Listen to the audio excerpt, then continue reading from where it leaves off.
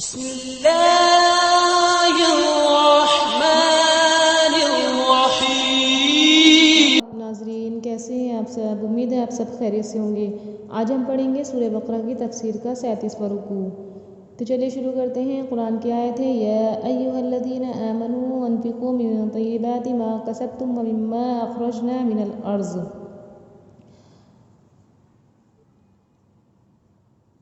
مومنو، جو پاکیزہ اور عمدہ مال تم کھاتے ہو اور جو چیزیں ہم تمہارے لیے زمین سے نکالتے ہیں،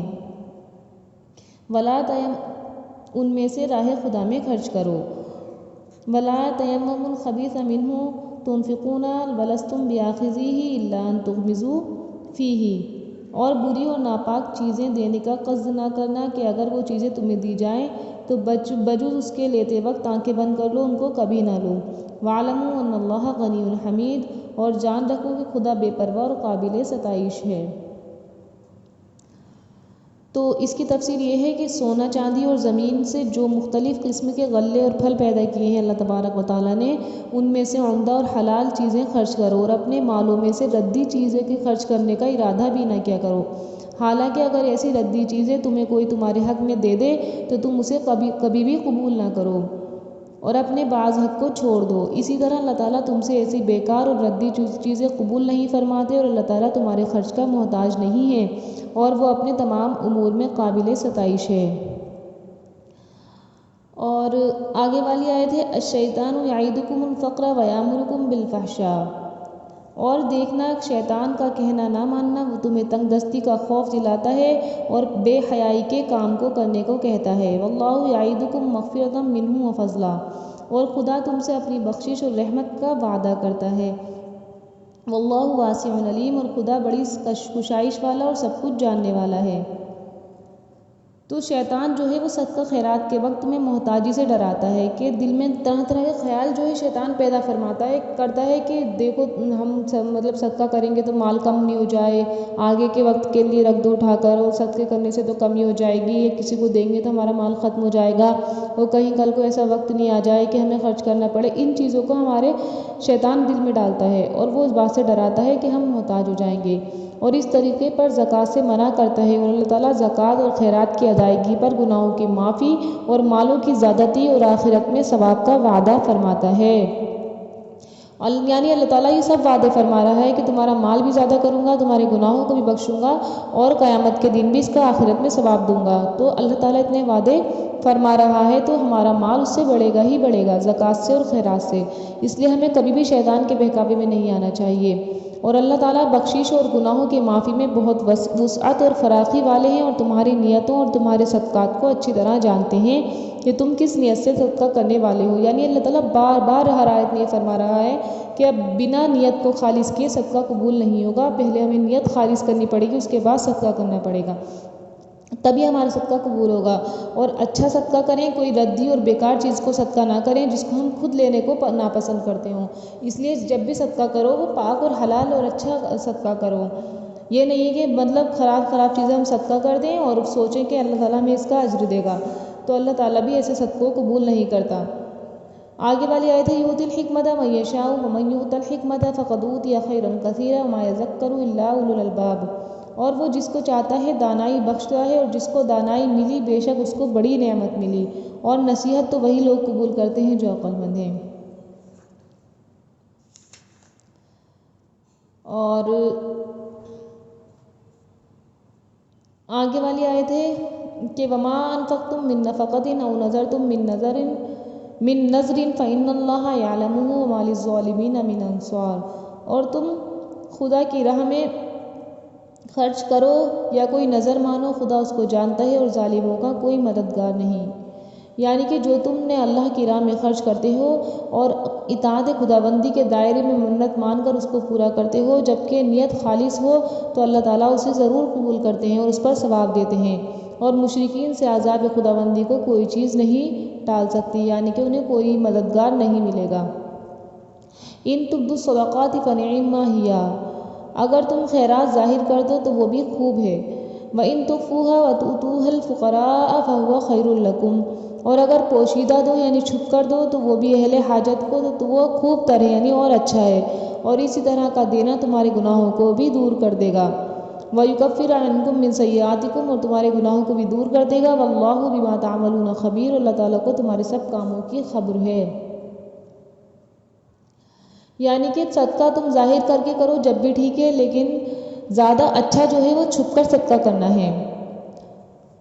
تو اگر واجب صدقہ ہے تو اسے ظاہر کر کے ادا کرو، اور اگر صدقہ نفل ہے تو وہ پوشیدہ طریقے سے ادا کرو۔ یعنی کہ جیسے زکوٰۃ واجب ہے تو اسے تو سب کے سامنے ہم دے دیں اور یہ اچھا ہے، لیکن اگر اس سے اوروں کو بھی اس توفیق ملے گی۔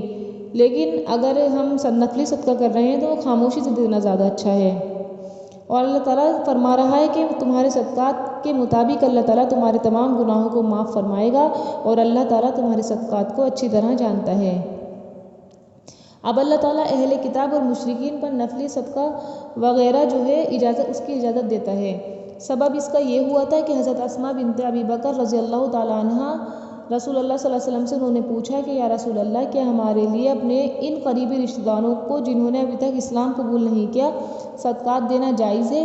تو اس پر اللہ تعالیٰ نے آپ صلی اللہ علیہ وسلم پر یہ والی آیت نازل فرمائی کہ لیس علیک ھداھم ولکن اللہ یہدی من یشاء وما تنفقوا من خیر فلانفسکم، کہ تم کو اے محمد صلی اللہ علیہ وسلم تم ان لوگوں کی ہدایت کے ذمہ دار نہیں ہو، بلکہ خدا جس کو چاہے ہدایت بخشتا ہے، اور تو اس کا فائدہ تمہیں کو ہے جو تم خرچ کرو گے اللہ کی خوشنودی کے لیے کرو گے۔ وما تنفقون الا ابتغاء وجه الله وما تنفقوا من خیر یوفى الیکم وانتم لا تظلمون، اور جو مال تم خرچ کرو گے وہ تمہیں پورا پورا دیا جائے گا اور تمہارا کچھ نقصان نہیں کیا جائے گا۔ ایک روایت یہ ہے کہ صحابہ کرام اپنے ان رشتہ داروں کو جو مشرک تھے کچھ دینا اچھا نہیں جانتے تھے، چنانچہ انہوں نے آپ صلی اللہ علیہ وسلم سے پوچھا کہ کیا آپ ہم کو اس بات کی اجازت دیتے ہیں کہ ہم اپنے مشرکین رشتہ دار کو صدقہ خیرات کر دیں؟ تو اس پر اللہ تبارک و تعالیٰ نے یہ آیت نازل فرمائی کہ ایسا کچھ نہیں ہے کہ صدقہ مسلمانوں کو ہی دیا جائے، کافروں اور مشرکوں کو بھی صدقہ کر دینا جائز ہے، کیونکہ ہدایت دینا تو اللہ کا کام ہے، لیکن تم جو خرچ کرتے ہو وہ تمہاری نیت اگر خالص ہے تو اللہ تعالیٰ اس کا اجر ضرور عطا فرمائیں گے۔ آگے والی آیت ہے للفقراء الذین احصروا فی سبیل اللہ لا یستطیعون ضربا فی الارض، اور ہاں تم جو خرچ کرو گے ان حاجت مندوں کے لیے جو خدا کی راہ میں رکے بیٹھے ہیں اور ملک میں کسی طرف جانے کی طاقت نہیں رکھتے۔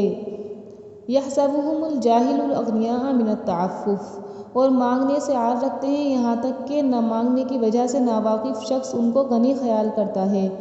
تعرفهم بسیماہم، اور تم قیافے سے ان کو صاف پہچان لو کہ حاجت مند ہے اور شرم کے سبب لوگوں سے منہ سے اپنی کہتے نہیں، لپٹ کر مانگ نہیں سکتے۔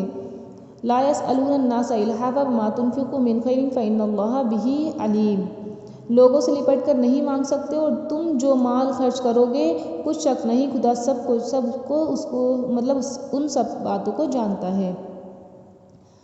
اور صدقات کے حقیقی مستحق جو ہے وہ لوگ ہیں جنہیں اللہ کی اطاعت کے لیے اپنے آپ صلی اللہ علیہ وسلم کو اطاعت کے لیے اپنے کو رسول اللہ صلی اللہ علیہ وسلم کی مسجد تک محدود کیا گیا ہے، کیا ہوا ہے، یعنی کہ اصحاب صفہ کے بارے میں آیت نازل ہوئی تھی کہ وہ لوگ تھے جو ہمارے نبی کی مسجد کے ارد گرد اپنے خیمے گاڑ کر رہا کرتے تھے، اور وہ اپنی کمانے کے لیے کہیں بھی نہیں جاتے تھے۔ ان کے سوال سے بچنے کے لیے ان کو لوگ یہ سوچتے تھے کہ یہ مالدار ہیں کیونکہ وہ مانگتے نہیں تھے، اور ہمارے نبی کی خدمت کے لیے وہ ہر وقت آس پاس ہی رہا کرتے تھے، اس لیے وہ کہیں بھی نہیں جاتے تھے، یعنی کہ یہاں تک کہ کمانے کے لیے بھی نہیں جاتے تھے۔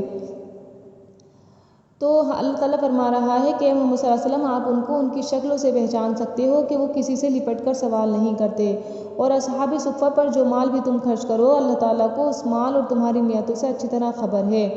یعنی کہ جو حضرات پوشیدہ اور دکھاوا کر کے صدقات خیرات کرتے ہیں جنت میں اس کا ثواب ان کو ملے گا، اور اصحاب صفہ کو زیادہ سے زیادہ خرچ کرنے کے بارے میں اللہ تعالیٰ نے ترغیب عطا فرمائی تھی کہ یہ وہ لوگ ہیں جو کس سے مانگ بھی نہیں سکتے، اور لوگ ان کو غنی یعنی مالدار خیال کرتے ہیں، اس لیے ایسے لوگوں کا آپ خیال کرو اور انہیں صدقہ عطا فرماؤ، اور یہ صدقہ تمہارا انشاءاللہ قابل قبول ہوگا اور اللہ تبارک و تعالیٰ اس کو ضرور قبول فرمائے گا۔ تو امید ہے آپ کو یہ تشریح سمجھ میں آ گئی ہوگی، اور جو سمجھ میں نہیں آیا مجھ سے کمنٹ کر کے پوچھ سکتے ہیں، اور زیادہ سے زیادہ تفسیر سیکھیں اور دوسروں کو بھی بتائیں، دوسروں کو بھی شیئر کریں، اور زیادہ سے زیادہ قرآن کو سمجھ کر پڑھنے کی کوشش کریں۔ اللہ تعالی ہم سب کو عمل کی توفیق عطا فرمائے۔ السلام علیکم۔